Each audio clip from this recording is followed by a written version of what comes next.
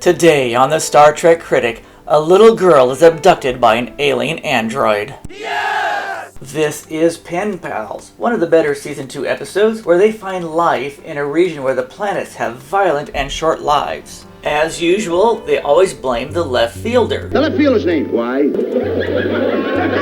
Picard asks Deanna to go horseback riding with him, but she turns him down. Aww. Just what are they talking about here, and how are these comments allowed in 1980s TV?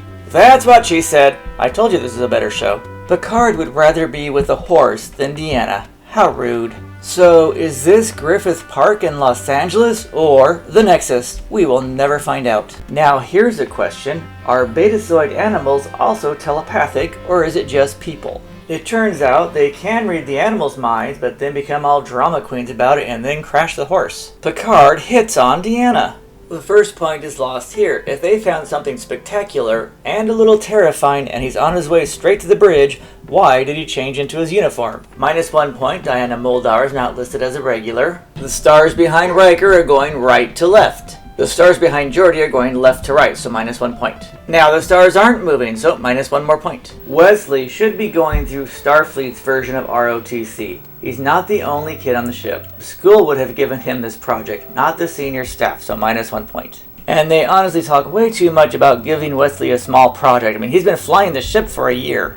The senior staff would have given this project to their science department on the ship with a crew of 1,000 who has the job of studying planets.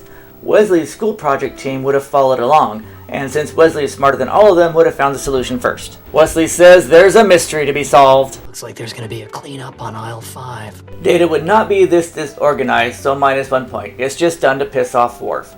And it turns out Data is trying to talk to aliens, and when he does, he gets into trouble. But isn't that their job? -1 point for no cut in the carpet, and -1 point for the turbolift taking Wesley right to Riker, Indiana. That's too convenient. Wesley's team would not be Starfleet officers, they would be other cadets, so -1 more point. They missed an incredible lower deck style opportunity with Wesley, didn't they? And Riker has terrible advice about solving a personality conflict, doesn't he?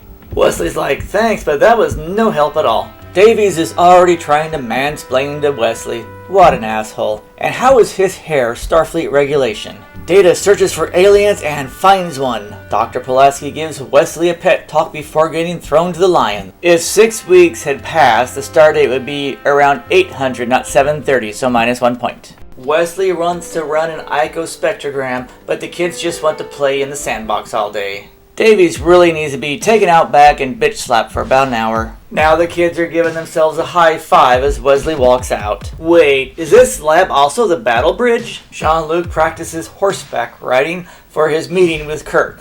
-1 point for Data not saying anything 8 weeks ago. He should know better. Data admits to chatting online with a little girl. What a creepy old android. Data says Drema 4 is an unstable planet and maybe they could do something to fix the problem. Picard believes saving millions of people is violating the Prime Directive. Then Picard says, Data, quit talking to little girls online. In typical Trek fashion, the camera follows an extra across the room until you see Riker trying to make his move.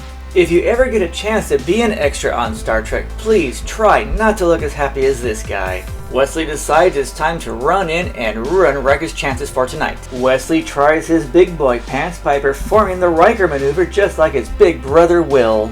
Look close, the handle on the mug switches sides, so -1 point. Riker says age difference doesn't matter. What a creeper. See, if Wesley took ROTC classes on the ship like he's supposed to, then he would learn all of this. Riker gives her the password to his room and she is thinking, what an asshole. Now Wesley makes his move on her. Wesley grows some balls. Yes!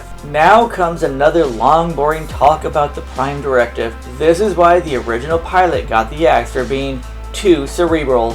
And now for 7 years you learn the hard way what too cerebral really meant. Deanna thinks everyone is blind. Picard dreams of being gods. The real problem is, you'll find out in the next scene, there is a buttload of dilithium in all these planets, so Starfleet needs to stake their claim before anyone else comes in. If they let the people of Drama 4 die, they won't have to make any type of contract negotiations. So Picard is thinking how much money Starfleet will save if they just let the inhabitants die. See, it had nothing to do with the cosmic plan or the Prime Directive. It all has to do with saving money. Dr. Pulaski stands up for Data. Yes! Geordi brings up a valuable point. Many planets don't have people that travel in space, but they still do business with the Federation. How did any of them ever get to meet each other with the Prime Directive involved? Data plays the pathetic little kid begging for help card to win them over. Data, where are you? Data has run off and Picard and Geordi can't find him. So their entire decision was based on one alien transmission. And there you have it. The planet is a giant dilithium mine. If this scene was before the last one, their debate would have been, should they let the people die to mine the planet? I think Picard wanted to. Data is still talking to little girls on the internet. He's gonna get into a lot of trouble. Now they talk about the Lorax stone. -1 point, the stars are not moving. This product placement is because Patrick Stewart needed more money. Data is now the second baseman. -1 point here, Picard would have never let Data beam down to the surface. -1 plot point here, Riker beams Data down, but then gets called back to the bridge so he doesn't beam Sarjenka back up.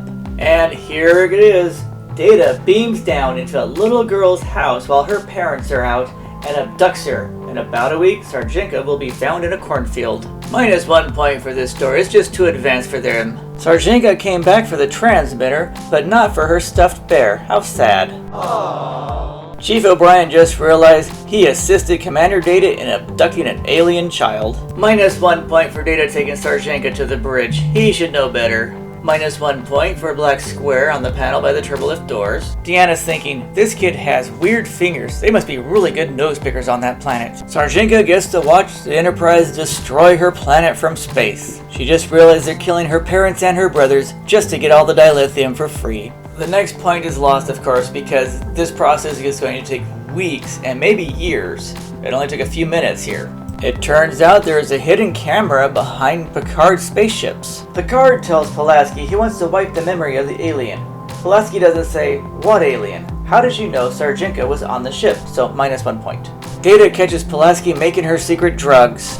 Dr. Pulaski tells Sarjenka, don't worry, be happy. -1 point for trying to erase the memories of an alien.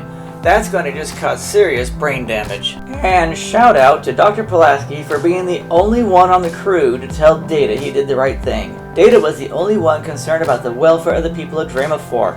All the others would have let them die just to mine the dilithium. And of course Data left the Singer Stone in her hand because he doesn't really give a shit about breaking the Prime Directive.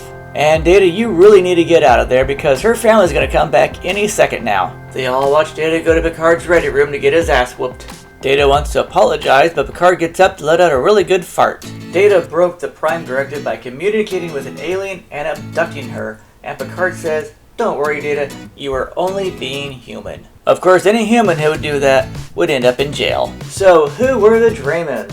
Whitney Rydbeck was on the Brady Bunch, MASH, and Buck Rogers. And Gillespie was on 90210 and will be back on Deep Space Nine. She is a priest in the Episcopalian Church. Nicholas Cascone was on Moonlighting and will also be back on Deep Space Nine and Titanic. And Nikki Cox has 50 screen credits including General Hospital, Unhappily Ever After, and Nikki.